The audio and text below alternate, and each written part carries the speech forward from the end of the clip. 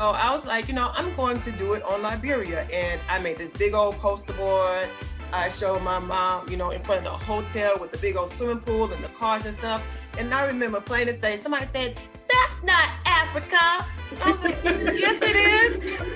That's Africa." But speaking in New York, since it's a metropolitan city, people really are interested in the culture. Yeah. So that's my experience from the North.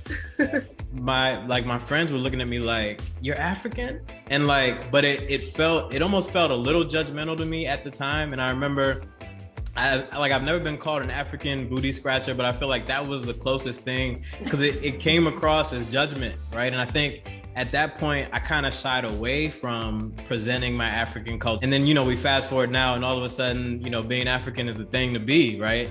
Especially when you throw in the blood test and people are like, "Oh, I'm 75% Nigerian, I'm 75% from Benin." Right. I was never ashamed to say where I was from. Sometimes they'll go around the classroom, introduce yourself, where are you from? I'm from Liberia, my parents are from Liberia, so I'm proud to say I'm from somewhere else. I'm different from you guys. Story, you really was tortured for being different, but it was a shock to come to America and receive that from people that I thought would embrace me, because the people that embraced me the most were the Hispanics and the whites. They really did. But as a child, the number one thing you want is to fit in. Acceptance. Yeah. Coming here, and when Johnette said something about the gold streets, I was looking for those streets. When you were in Liberia, they tell you that America is this wonderful place and everything is great there, and I was excited. And then also they say, "Are you really African?"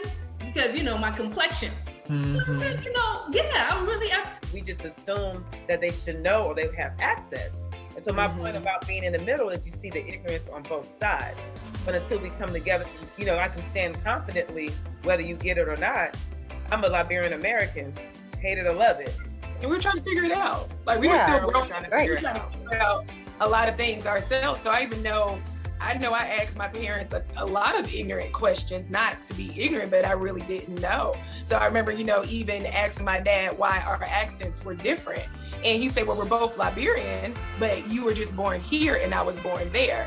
So I think the key thing is assimilation. And even though we all were children when we got here, the assimilation took place through our parents. And I'm like, "Why are you talking like that? That's not how you talk."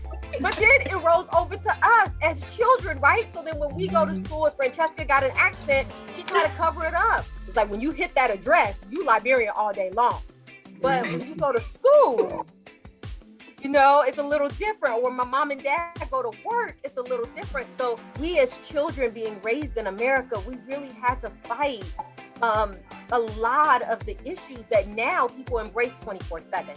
And I called it like Black American racism, where it was, they put the stigma on Africanism, right? If you're from Africa, you guys, because everything I saw on TV here, when I got here, they just showed Ethiopia, the starving kids, the flies, so I got into a lot of fights, right? Because I'm defending, we don't live like that. That's not how this goes.